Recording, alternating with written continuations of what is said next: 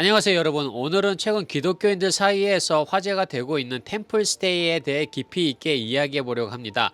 템플스테이는 불교의 사찰에서 명상과 힐링을 제공하는 프로그램으로 많은 사람들이 스트레스 해소와 내적 평화를 위해 참여하고 있지만은 기독교인으로서 우리가 이것을 어떻게 봐야 할까요?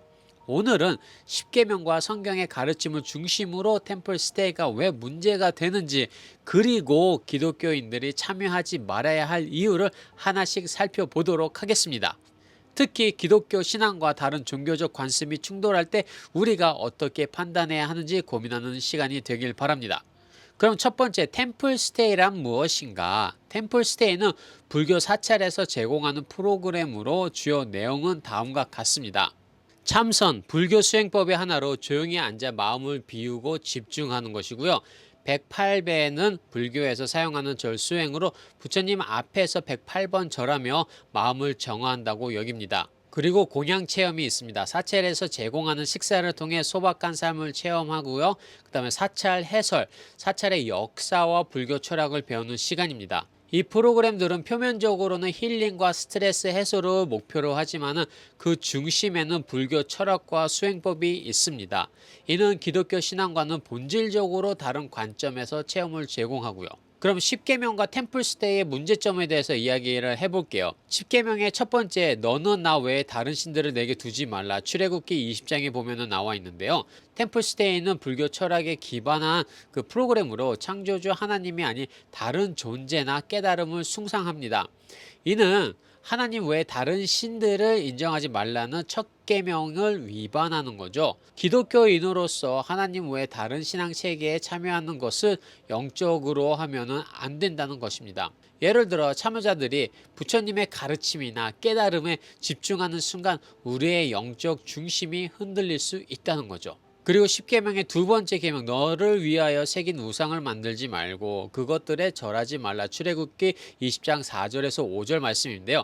사찰의 불상은 불교의 상징으로 템플 스테이에서는 불상 앞에서 절하거나 명상하는 시간이 포함될 수 있습니다. 성경에서 우상 숭배는 명백히 금지되어 있으며 불상에 절하거나 그 앞에서 명상을 하는 행위는 우상 숭배와 마찬가지입니다. 비록 의도하지 않았더라도 이러한 행위는 우리의 신앙적 정체성을 약화시킬 수 있고 믿음을 흔들 수가 있다는 거죠. 세 번째 계명은 너는 내 하나님 여호와의 이름은 망령되이 일컫지 말라. 출애굽기 20장 7절 말씀입니다.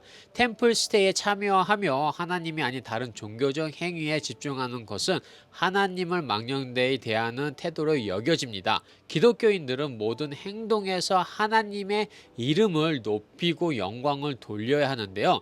우리의 마음과 행동이 하나님께 집중되지 않는다면 이는 신앙적 타협으로 이어질 수 있다는 거죠. 그리고 네 번째 계명에 안식일을 기억하여 거룩하게 지키라. 템플스테이는 주말에 주로 진행이 되고요. 많은 기독교인들이 주일에 템플스테이 체험으로 그 시간을 보내기도 합니다.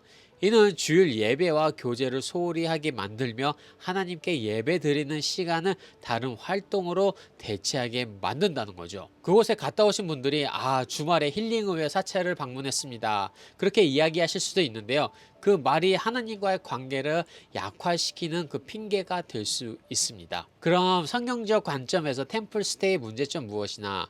영적 혼합주의의 문제가 있습니다. 고린도 후서 6장의 그 14절부터 16절을 보게 되면은 믿지 않는 자와 멍해를 같이 하지 말라라는 말씀처럼 다른 종교의 관습과 혼합되는 것은 영적으로 위험한 행위입니다. 템플 스테이는 불교적 가치를 기반으로 하고 있어 우리의 신앙적 정체성을 흐릴 수가 있습니다.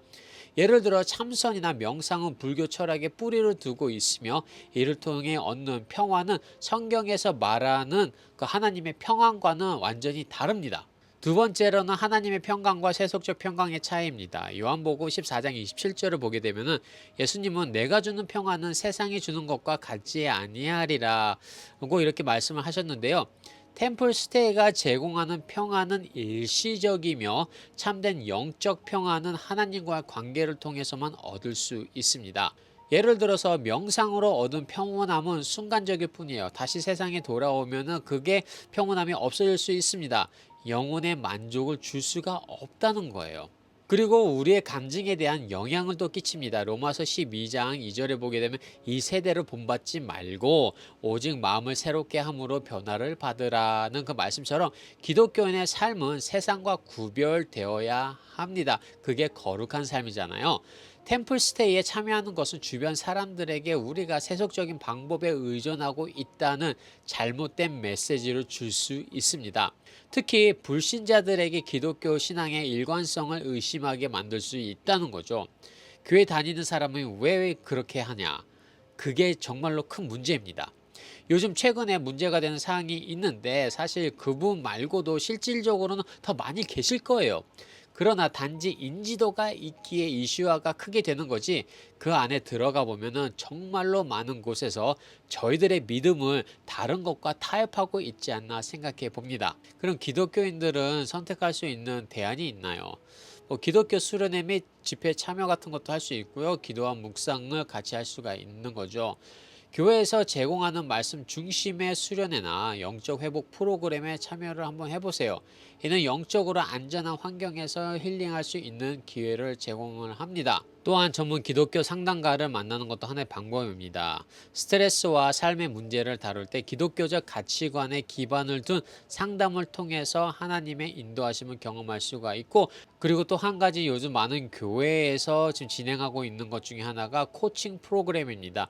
그 코칭 프로그램을 통해서 저희들이 어떤 믿음을 가져야 되고 어떤 신앙을 가져야 되며 어떻게 하나님을 섬겨야 되는지 한번 재점검을 해보는 것도 참 좋은 방법이라고 생각을 합니다. 기독교인으로서 우리는 항상 우리의 선택과 행동을 성경 말씀에 비추어 판단해야 합니다. 템플스테이는 단순한 체험이 아니라 불교 철학과 의식에 기반한 프로그램이기 때문에 신앙적으로 위험할 수가 있어요. 그 정도 가지고라고 생각할 수가 있지만 그 정도라고 생각하는 것, 그것이 한 번이 되고 두 번이 되면서 다른 방향으로 가게 된다는 거죠. 여러분도 잘 생각해 보셨으면 합니다. 오늘 영상이 여러분의 신앙생활에 도움이 되셨기를 바라면서 우리 모두가 세상의 유행보다는 하나님의 말씀에 뿌리를 두고 살아가는 지혜로 그리스도인이 되기를 소망합니다. 영상이 유익하셨다면 좋아요, 구독을 눌러주시고요. 저는 다음 시간에 찾아뵙겠습니다. 감사합니다.